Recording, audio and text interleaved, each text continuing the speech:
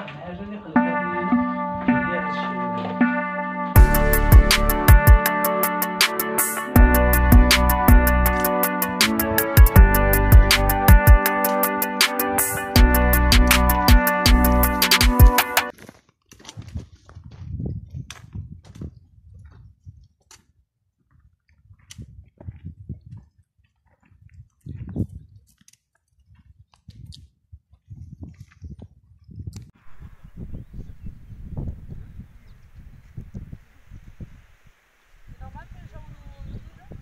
Ah, C'est normal que les dromadaires nous doublent? bien sûr. تابعن تابعن.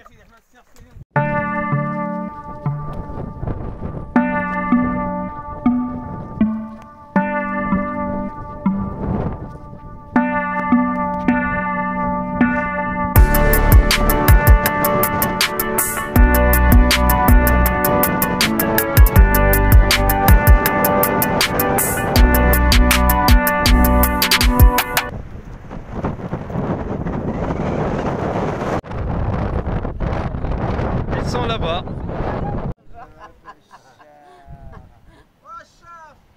Tu vois?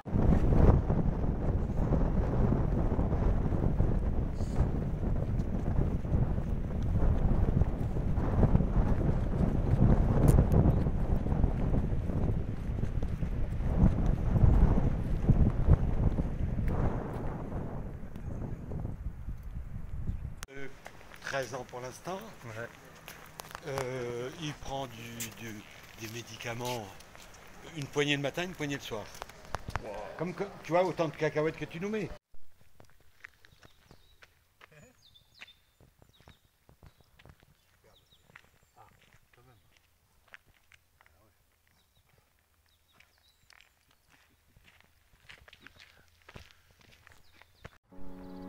No one saves us but ourselves. No one can and no one may. We ourselves must walk the path. Buddha.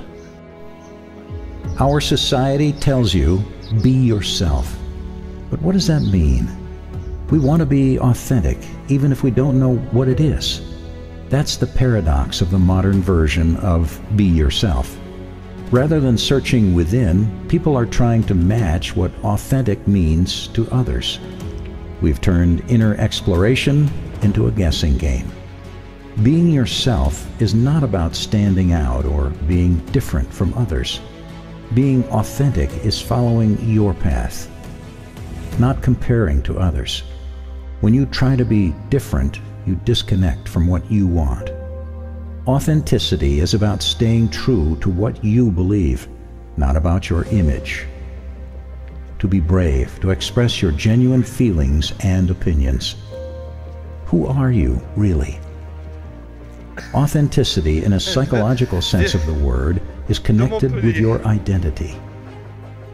Oscar Wilde said, "Man is at least himself when he talks in his own person. Give him a mask, and he will tell you the truth."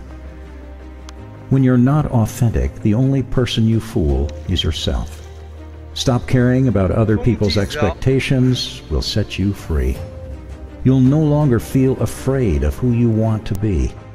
Comparing yourself to another is an insult to who you are. Walk your path.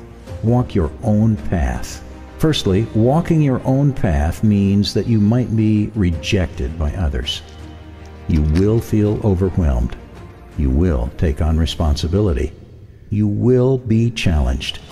You will feel embarrassed. You will be uncomfortable. And you will be immensely grateful you chose this path. Sometimes those people who reject you are those closest to you. How often they tell you that you should do this with your life, or you should do that with your life. I know it's happened to me a lot over the years, and I imagine it's happened to you. Generally, the people giving the advice are well-meaning, and their motives vary. Sometimes they tell you that that's where the money is. Sometimes they tell you that it's the path to happiness, or it's the way to be successful, or it's the path to true spirituality and inner peace. And that's great. The path that's working for them is wonderful for them. But it doesn't matter where they think the path leads if it's not your path. You may want success. You may want happiness. You may want wealth. You may want greater spirituality and inner peace. You may want a combination of all these, or you may want something completely different. But whatever you want, even if it's exactly what someone else is telling you their path leads to, your path still might be different because you are different, unique, with your own skills and talents and dreams and desires. You are you. Your path is your path. No one else can walk it. No one else can tell you what it is. Sure, others may guide you, but you have to discover your own path. Once you're on your true path, you'll find guides, mentors, and wayposts to keep you heading the right direction. And you must ignore those telling you your path isn't right. Besides, how could they possibly know whether your path is right? It's your path, not theirs. It is your mission in life to consciously discover and trek your own path in life. This path may be made up of many different tracks and routes, but it is ultimately one path, your path. Remember who you are and why you're here. Don't compare yourself to anyone else.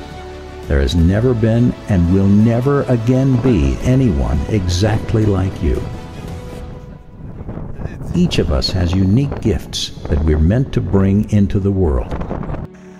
So stop living small, doubting yourself, and playing it safe. The world needs you, now more than ever, to wake up and be your unapologetically authentic and powerful self in every moment. Are you ready to walk your path? If yes, go do it. Get out there and walk your own path. You are the master of your destiny. No one saves us but ourselves. No one can and no one may. We ourselves must walk the path.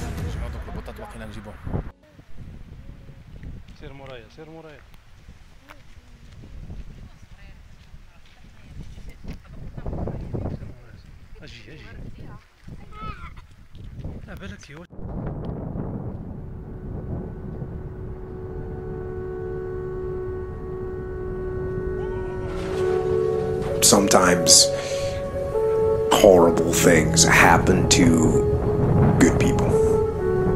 Life isn't fair, and it can be heart-wrenching. And if you're having one of those dark days, it's okay. It's okay. It's okay to feel that darkness. When challenges and issues come back to back to back to back, and it seems like something is after me, something is attacking me, something is attacking my journey, look for the lesson in it all. You will grow through what you go through.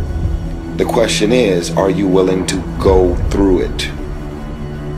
When those bad things happen, what are you going to do?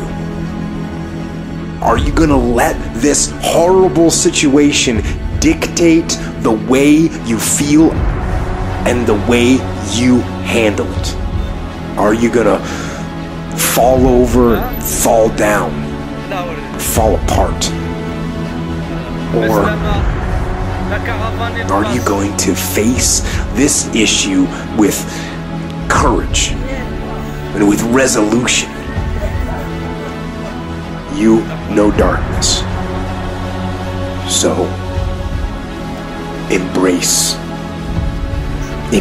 that darkness. Don't look away from it, own it. Step up to the challenge, no matter what you face. Start walking. Take that step. Every day, no matter what you are facing, get up and start walking. and never surrender. And remember that even in the most wretched times, when you face darkness yourself, no matter how bad things get, remember not to stop, remember not to pause, remember not to hesitate, remember to put one foot in front of the other. Take that first step and start walking. And we will fight. And in fighting, we will win. And if not the battle, and if not the war, we will win because our spirit, it will never surrender. And that is the ultimate victory, to hold your head high, and even in the face of inescapable defeat, to stand and to fight. That is to win.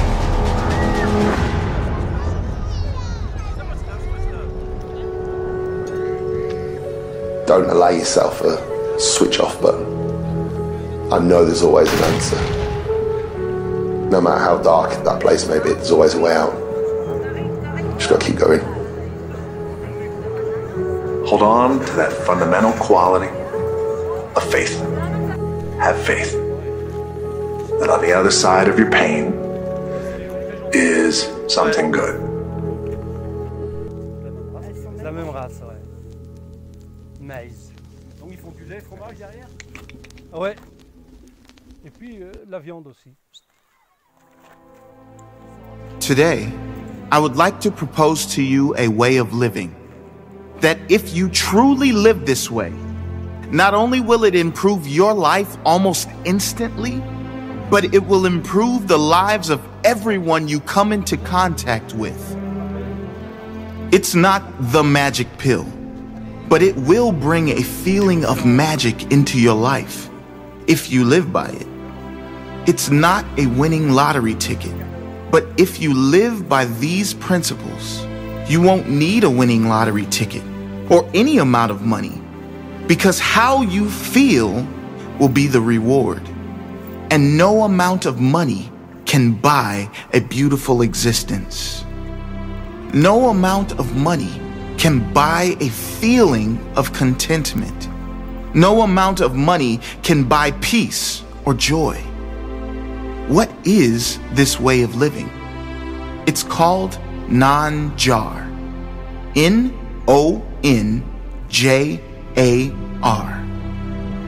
Living in a state of complete non-judgment, non-attachment, and non-resistance to whatever shows up in your life. Let's dive deeper into these principles. If you give me your attention for the next few minutes, I promise it will be a game changer for you. Non-judgment. How often do we, human beings, judge every situation and circumstance that comes into our lives as good or bad? How often have we all judged situations and circumstances we perceived as bad at the time, but really they led to something that ultimately changed our lives for the better?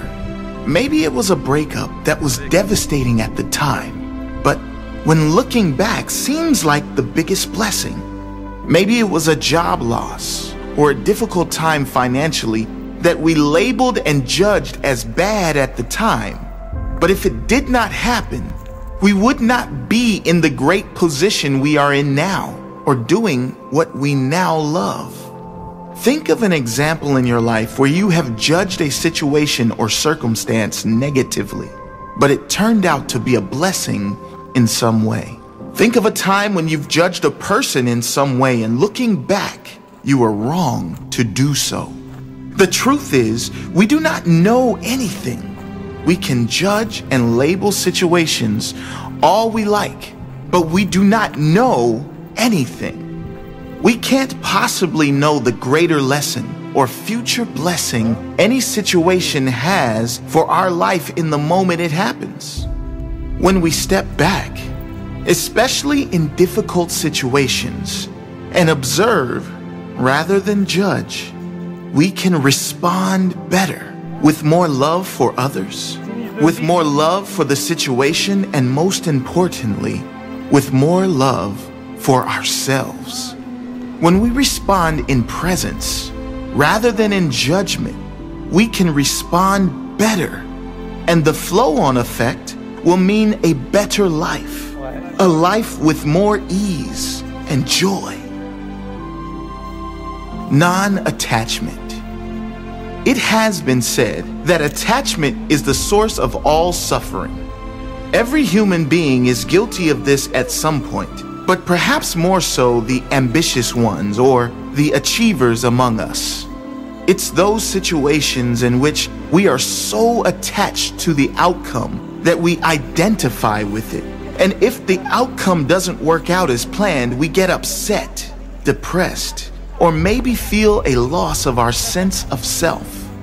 You might have experienced this feeling when being attached to a person in a relationship, or being attached to a certain financial position, being attached to how you are perceived by others, being attached to a result you've been working towards.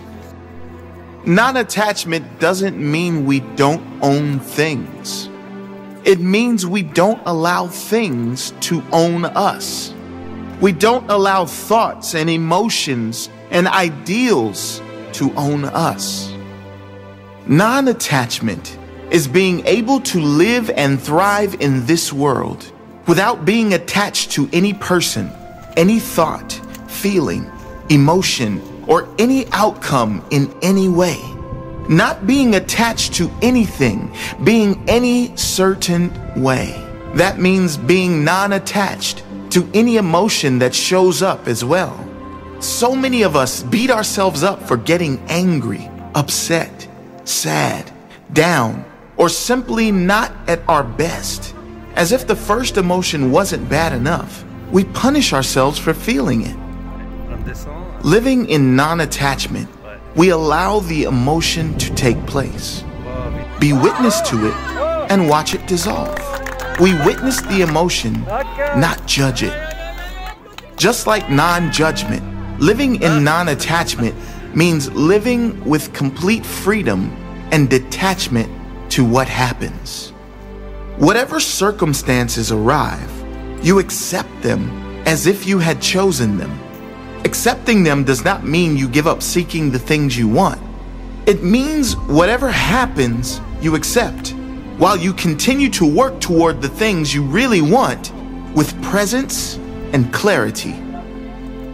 When you live in non-attachment, many of those things you thought you wanted fade away because you realize their insignificance, and that only leaves what is really important.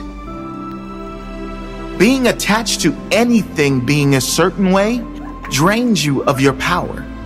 A Zen proverb that beautifully sums this up says, "Consider the trees which allow the birds to perch and fly away without either inviting them to stay or desiring them never to depart.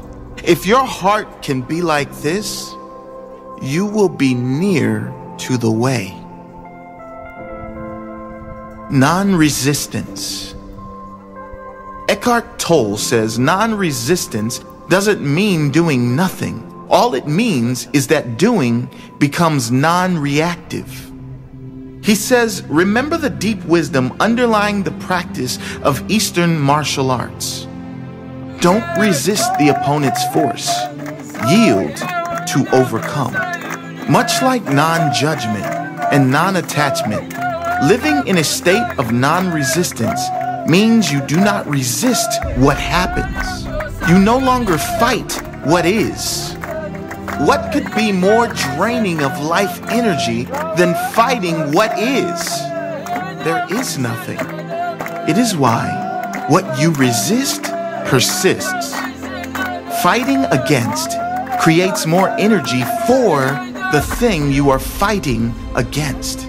Letting go, accepting, and importantly, stepping back and being aware of what is actually happening gives you power. Reacting not in anger or resistance, with focus and presence, gives you power to change any situation. When we truly live by these principles, our life and our world around us instantly becomes clearer, with a greater sense of peace and understanding. Everything becomes lighter, and our reactions become clearer. It affects not only our life and our immediate surroundings, but the entire planet. Because what could be more powerful than one person living in a beautiful state? That person's effect on others, and the consequent compound effect those people will have on more people. It is profound. What a world we can live in if we dedicate our lives in this way. I pray you all give it a try, in full presence, with pure intentions. Many blessings.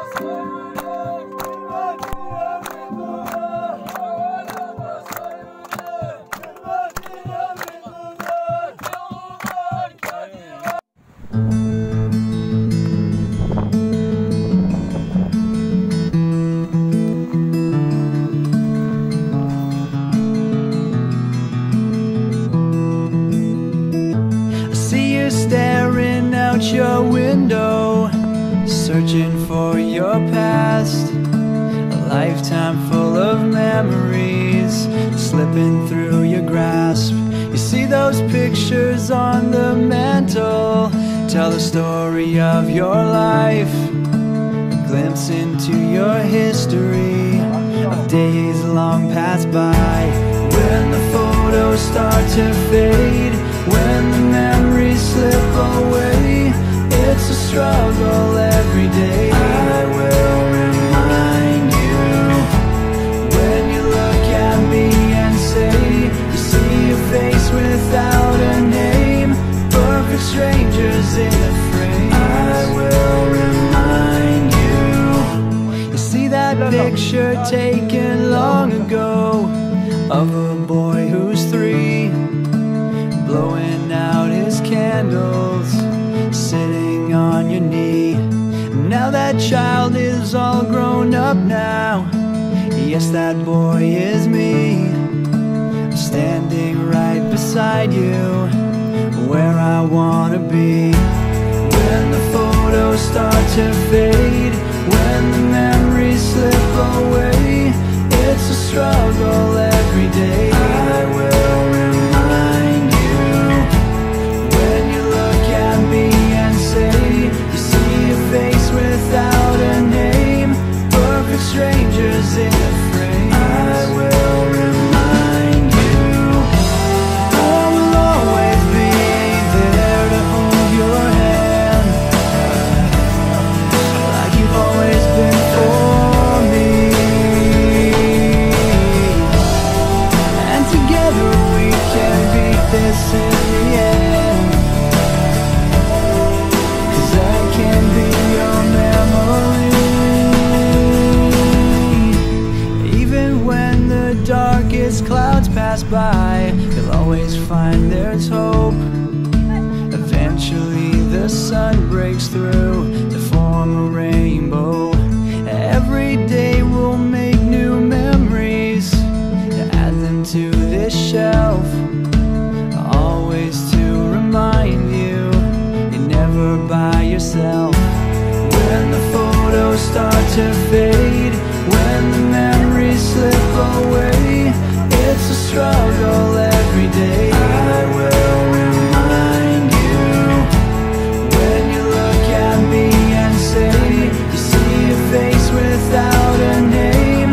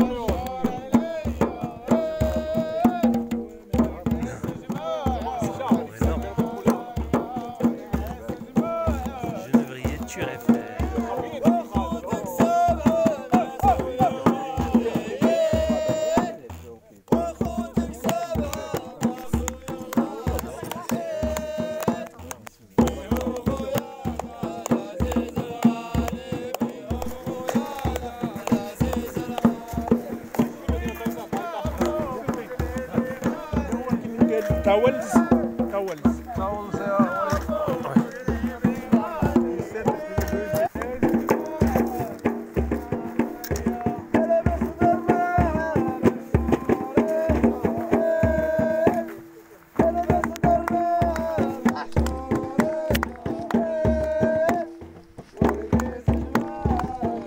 هذوك تابعين كانوا ديولك.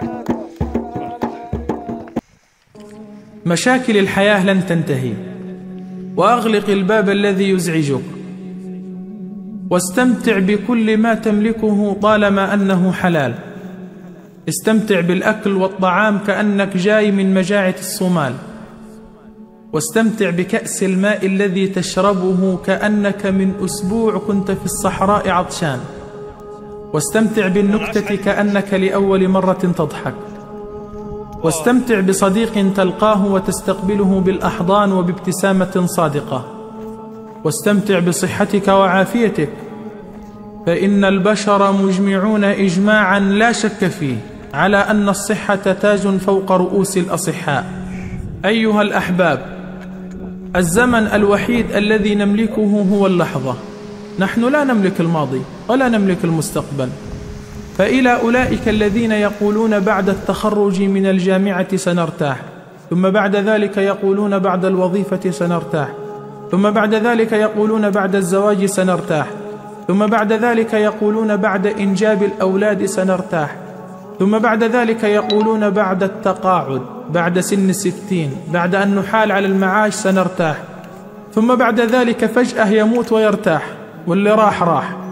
أجمل بيت من الشعر سمعته في حياتي عن السعادة هو هذا البيت: ما مضى فات، والمؤمل غيب، ولك الساعة التي أنت فيها. فيا أخي في الله، عيش في حدود يومك، اجعل حياتك دائما وأبدا مليئة بالسعادة، ابتسم وتفاءل واستمتع بكل ما يقال لك. شخص قابلك وقال لك يا فلان أنت محترم، افرح، استمتع بها ورددها في داخلك واعتبرها صحيحة. ولو قال لك شخص يا فلان أنا أحبك، أحبك هذه الكلمة أعظم معنى إنساني في الوجود، كلمة توزن بالدنيا وما فيها، كلمة دوخ، استمتع بها، عبروا عن مشاعركم، وحب الناس يحبونك. والعكس، لو قال لك شخص كلمة سلبية انساها وتجاوزها واطرحها خلف ظهرك. يا حبيبي أنت ما خلقت لتصطدم مع أحد. المسلم كالماء لا يصطدم بالصخرة ويأتيها يمنة ويسرة. الإنسان الإيجابي عنده حل لكل مشكلة. فيا حبيبي لا تكن معقدا في الحياة، أنت ستحيا في هذه الدنيا مرة واحدة، فلماذا تملأ حياتك بالنكد؟ لماذا تشعر أن الدنيا ضدك؟ حاول أن تبتعد عن الحزن، حاول أن تبتعد عن الاكتئاب. الحزن يجعلك معزولا عن الناس، الاكتئاب يجعلك لا تطيق أن تكلم أحدا، لا تتضايق من أي شيء. لا تكبر مواضيعك يا عبد الله، طالما أن الله سبحانه وتعالى هو الذي يفرج الأمور، فانتظر الفرج من علام الغيوب سبحانه وتعالى. لا تتضايق من شغل أبيك، أو من بساطة أمك، أو من وزنك الزائد، أو من بيتك الذي تسكن فيه. أنت قيمتك في أخلاقك وشخصيتك وعلاقتك مع ربك. دعك من الفشخرة وكن إنسانا بسيطا، لا تجعل الهموم تسيطر عليك. استعاذ النبي صلى الله عليه وسلم من الهم فقال: اللهم إني أعوذ بك من الهم والحزن والعجز والكسل والجبن والبخل، وأعوذ بك من غلبة الدين وقهر الرجال. وجاء رجل إلى أحد الصالحين يشكو له من الاكتئاب ومن الحزن الذي يجده في قلبه، فقال له: عليك بعروق الإخلاص وورق الصبر وعصير التواضع، ضع هذا كله في إناء التقوى وصب عليه ماء الخشية، وأوقد عليه نار الحزن على المعصية، وصفه بمصفاة المراقبة، وتناوله بكف الصدق، واشربه من كأس الاستغفار، وتمضمض بالورع، وابتعد عن الحرص والطمع، تشفى من مرض قلبك بإذن الله. أنا أعلم أن الحياة صعبة بسبب ضغوطات الحياة وبسبب حرب المعايش، لكن يا عبد الله أعطي الأمور القدر الذي يليق بها. لا تحرق قلبك، لا تكبر المواضيع، لا تجعل من الحبة قبة ومن البذرة شجرة ومن الحصاة جبلا وتقلب البحر طحينة. لا تجعلوا الأرض فوق رؤوسكم وقد جعلها الله تحت أقدامكم. والله العظيم يا إخوة، مع الإيمان بالله ما فيه ألم ولا فيه هم ولا فيه قلق ولا يأس ولا إحباط. إذا أردت أن تعيش سعيدا فلا تدقق في كل شيء، لا تحرص على اكتشاف الآخرين أكثر من اللازم، ودع الملك للمالك والخلق للخالق، وكن ثريا بأخلاقك، غنيا بقناعتك، كبيرا بتواضعك. كلما نضجنا كلما اكتشفنا أننا لا نريد أن نكون الأفضل ولا الأجمل، بل نريد أن نعيش في هدوء وراحة بال ورضا وقناعة وتصالح مع الذات. والله العظيم يا إخوة، الحياة أقصر من أن نضيعها في المشاكل. عيشوا حياتكم بطمأنينة. أكثر الناس طولا للأعمار هم أصحاب راحة البال. يقول الله عز وجل عن راحة البال: سيهديهم ويصلح بالهم. صلاح البال هو أن تنام قرير العين، هو أن تنام ملء جفونك، وأنت نائم تشعر أنك ما ظلمت إنسانا، تشعر أنك ما بنيت مجدك على أنقاض الناس، ولا عزك على إذلالهم، ولا غناك على إفقارهم، ما بثثت الرعب في قلوبهم، ولا ابتززت أموالهم، ولا انتهكت أعراضهم، ولا فرقت بينهم، مصدر أمن للناس. حينئذ إذا كانت فيك هذه الصفات فإن الله سبحانه وتعالى سوف يمن عليك براحة البال. وختاما لا يسعني إلا أن أقول: اللهم إنا نسألك عيش السعداء وموت الشهداء ومرافقة الأنبياء. حتى الملتقى، لكم مني أطيب المنى.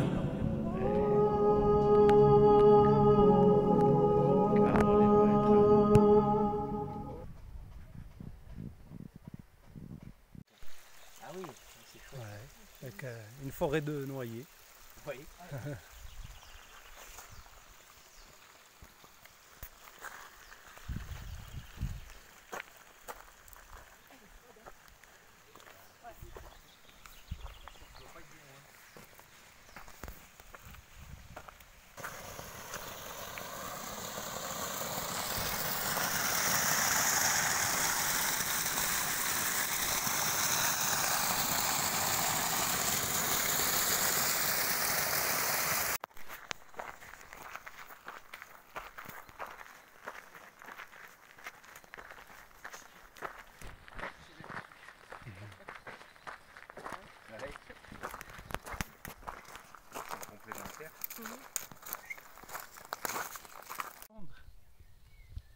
dame t'aperçoit qu'au cours de la visite des lieux, il a oublié où est-ce que les WC ils sont placés dans la maisonnette.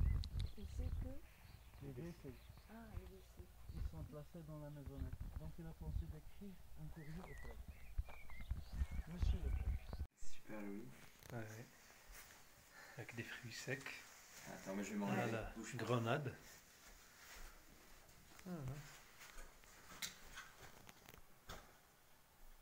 Très beau.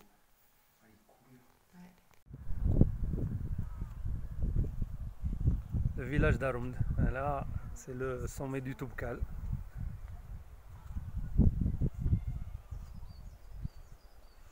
Le sommet.